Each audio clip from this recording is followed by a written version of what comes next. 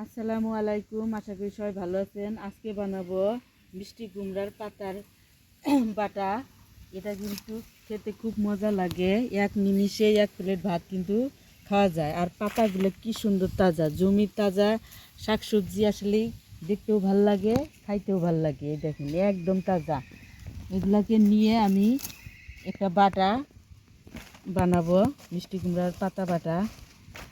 খেতে কিন্তু খুবই মজা লাগে। এই যে এদিকে আসো, এদিকে আসো, এদিকে আরো অনেকগুলা গাছ হয়েছে। অনেকগুলা গাছ হয়েছে, তার থেকে আমি কয়েকটা কচি কচি পাতা যে তুলে নিব।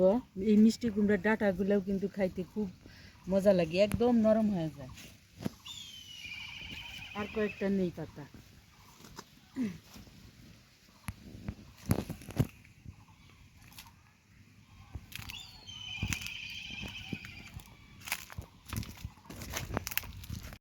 আমি শাকগুলো তুলে নিয়ে আসছি, এখন ভালো করে বাইছে নিব। বাইছে নিয়ে তারপরে কিন্তু শাকটাকে আমি রান্নার জন্য প্রস্তুতি করব। এই ডাঁটাও কিন্তু আমি নিব, ডাঁটাটাও কিন্তু একদম নরম হয়ে যায়। আর এই যে শাক, কি ফ্রেশ শাক, এইভাবে একটু চিরা নিব। দেখি আবার শাকগুলো এখন আমি সিদ্ধ করে নিব, তার জন্য বসা দিচ্ছি নোয়ারা। দিয়ে দিব শাক, দিয়ে দিলাম বেশটা পরিমাণ কাঁচামরিচ, তারপরে দিয়ে দিলাম রসুন আর এই যে পেঁয়াজ। এখন পানি দিয়ে এটাকে সিদ্ধ করে নিব। দিয়ে দিলাম ঢাকনা, এটা সিদ্ধ হতে থাক। এখন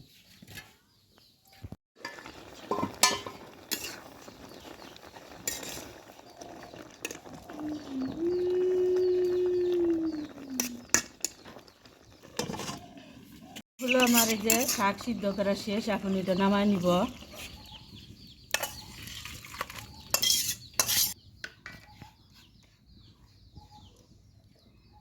যে শাকগুলো আমি ভালো করে বাইটে নিব, মরিচ সহকারে, রসুন সহকারে, পেঁয়াজ সহকারে সব একসাথে বাইটে নিব।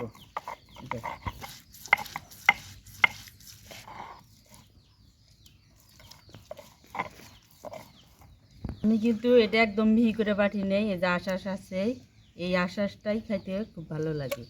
এখন সবগুলো বাটা শেষ হয়ে গেছে, এখন আমি এটাকে তুলে নিব। দিয়ে দিলাম তেল,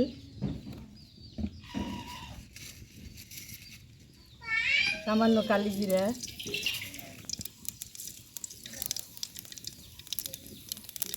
আমি কিন্তু এর মধ্যে আর কোনো মশলা দিব না, এর মধ্যে সব কিছু দিয়ে কিন্তু আমি বাটছি। এখন শুধু খালি তেলের মধ্যে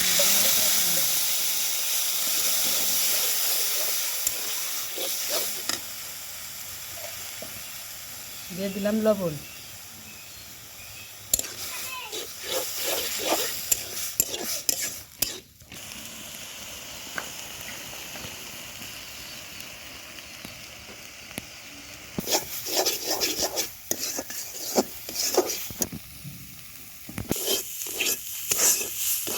এই যে হয়ে গেল লাউ পাতা বাটা। এখন এটাকে আমি নামাই নিব।